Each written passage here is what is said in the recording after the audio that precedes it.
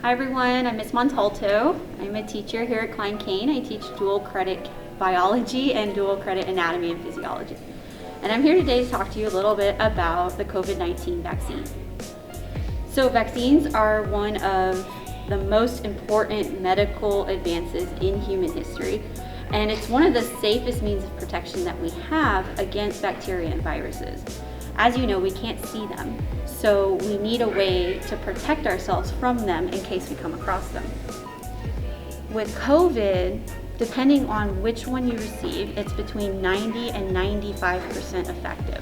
So we're talking about a very effective vaccine. However, we don't know how long it's going to be effective for because we've only developed this vaccine within the last year. Whereas with meningitis, that's been around for a while, and we know that it has continued to be effective throughout that time. So right now, scientists are hypothesizing that this vaccine will last at least a year, but they are uncertain of how long it will last because we haven't been able to watch the vaccine in people for that long. Now, when it comes to how you get the virus and what happens in your body when that occurs, that's when we can talk about transmission and incubation. So transmission is like how you come in contact with the vaccine or with the virus. What happens once the virus actually enters the cell? So transmission is the virus entering the body. It's getting past those natural defenses such as your skin and mucus layers. And then incubation is how long it takes for those symptoms to show up. And so we know with COVID that you have, once you've been exposed to it, it could show up within like 2 weeks, right? So we're looking for symptoms to show up, and those symptoms are actually the cells losing this battle with the virus. And so we can see the incubation time vary. And during that time, the virus is entering the cell, and it is using its RNA, which is right here, to tell the cell to start making more of the viruses. And the more viruses that show up, the more cells around it can be infected, and suddenly we have symptoms showing up. The vaccine is not going to stop the virus from entering your body. What the vaccine does is it stops the virus from being able to spread infection through your body.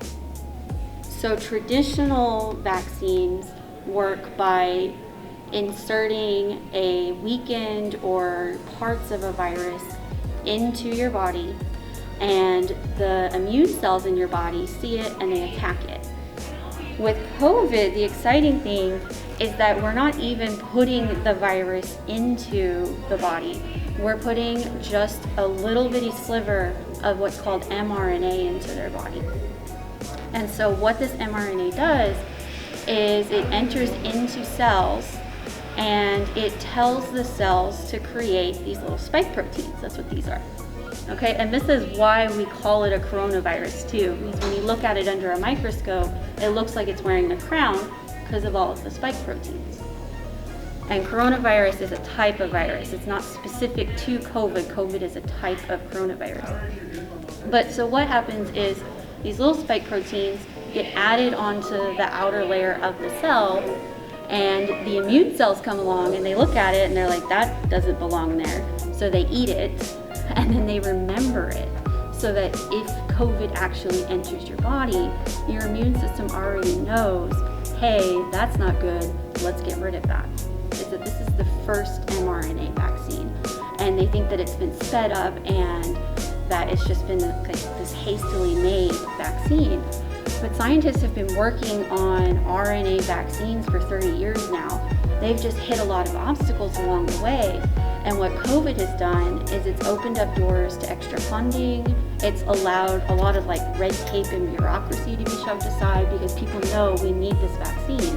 And so we are looking at the first RNA vaccine, but we're already taking that technology and we're applying it to the flu. We're applying it to Ebola. We're applying it to the Zika virus. So I don't think we are going to see RNA vaccines go away.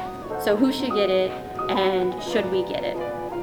If someone is immunosuppressed or they have severe allergic reactions to things, they need to be very careful about the vaccine, and that's a conversation they need to have with their primary care physician or someone in their life that has that medical knowledge.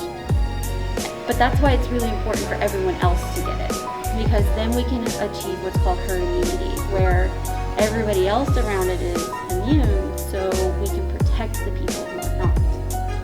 The evidence shows that it's safe, it's highly effective, and if enough people can get it, then we can go back to a somewhat normal life. So with both shots of the vaccine, you have to get both.